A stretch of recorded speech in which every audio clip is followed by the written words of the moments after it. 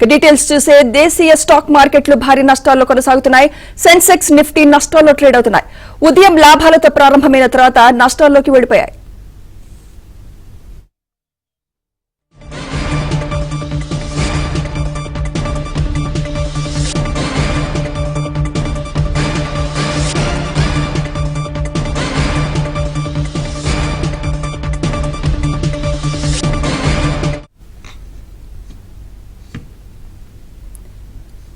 దేశీయ స్టాక్ మార్కెట్లు భారీ నష్టాల్లో కొనసాగుతున్నాయి. సెన్సెక్స్, నిఫ్టీ నష్టాల్లో ట్రేడ్ అవుతున్నాయి. ఉదయం లాభాలతో ప్రారంభమైన తర్వాత నష్టాల్లోకి వెళ్లిపోయాయి. ఇక మార్కెట్ పై విశ్లేషణ అందించేందుకు మనతో పాటు సీనియర్ బిజినెస్ అనలిస్ట్ రత్నాకర్ గారు ఉన్నారు. నమస్తే సార్. నమస్కారం అండి. సార్, మరి మార్కెట్ ఇప్పుడు పతనం అవడానికి కారణం ఏంటంటారు? వన్ ఆఫ్ ది రీజన్ ఏమంటారంటే, ఒకటి ఈ ఇండియా మీద మన పేలగాల్లో ట్యాక్స్ మూలంగా గవర్నమెంట్ ఆఫ్ ఇండియా తీసుకుంటున్న సెకండ్ యాక్షన్స్. రెండోది, ఇండియా వార్ వెళ్తున్నామో పాకిస్తాన్ మీద నాకు ఫియర్ పట్టుకుంది. ఒక పక్క ఏమో ట్రేడ్ వార్ నడుస్తుంది, war with Trump and China. Second thing, Trump కి అక్కడ వాళ్ళ ఇంటర్నల్ ఆర్బీఐ హెడ్, అక్కడ లోపల హెడ్ కూడా వార్ నడుస్తుంది in terms of reduction.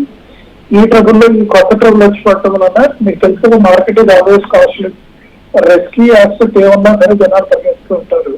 That is the reason today ఆ చిన్న ఫ్యాక్ట్ స్టాక్ కంప్లీట్లీ డౌన్ అండి.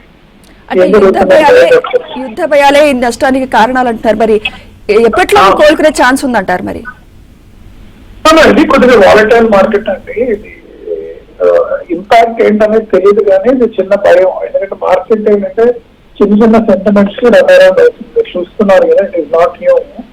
ఈ చిన్న చిన్న వాటికి రన్ అరౌండ్ అవుతుంది. Today it has turn negative actually. But overall it should look positive. మనం చాలా మంది ఇన్వెస్టర్స్ కూడా పెద్ద పెద్ద అనలిస్టులు అందరూ కూడా చెప్తుంది ఏంటంటే, ఇయర్ కొద్దిగా కాషియస్ గా ఉంటుంది. రెండోది Q4 అవుట్లుక్. మీరు Wipro, HCL, TCS, Infosys, those have shown results, but their future outlook was not looking great for IT stock. Even the banking stocks, మన HDFC కూడా they are not looked very great. So ఇది కొద్దిగా negative sentiment కూడా కొద్దిగా great లేకపోయినా market బాగుంటుంది అంటే టైంలో ఈ పాకిస్తాన్ ఉందో లేదో ఏమైందో లేదు, కానీ terror attack has created lot of tensions between both countries. అంటే ఇప్పటికే ట్రేడ్ వార్ ఎఫెక్ట్ మనపై పడుతోంది, ఇప్పుడేమో యుద్ధ భయాలు. మరి ఓవరాల్ గా దేశీయ మార్కెట్ పై ప్రభావం ఎలా ఉండొచ్చు అంటారు రత్నాకర్ గారు? ఇది టెంపరీ అండి, temporary fear. Request all the viewers, ఇది టెంపరీ ఫియర్. ఇండియా పాకిస్తాన్ వారైనా, ఎందుకంటే ఇండియా పాకిస్తాన్ ట్రేడ్ డెఫిసిట్ కానీ ఓవరాల్ ట్రేడ్ కానీ very minimum in the global trade, and most of our companies are not affected.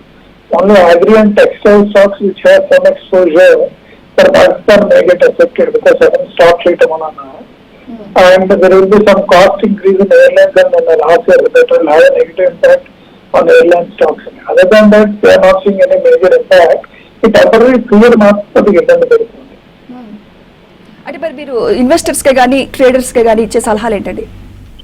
Traders next 3-4 days cautious గా ఉండమంటున్నాం. April 13th results are coming. Investors nothing to be worried.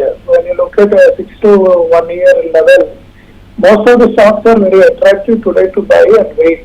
People will definitely make money. For fundamental good stocks are available at decent prices. People can buy and wait. మీరు ఇవాళ పని next month పెరగాలంటారు, కానీ by and wait చేస్తే it's good opportunity. Right. అలాగే stocks లో కొత్తగా invest చేసే వారికి మీరు ఇచ్చే సలహాలు ఏంటండి?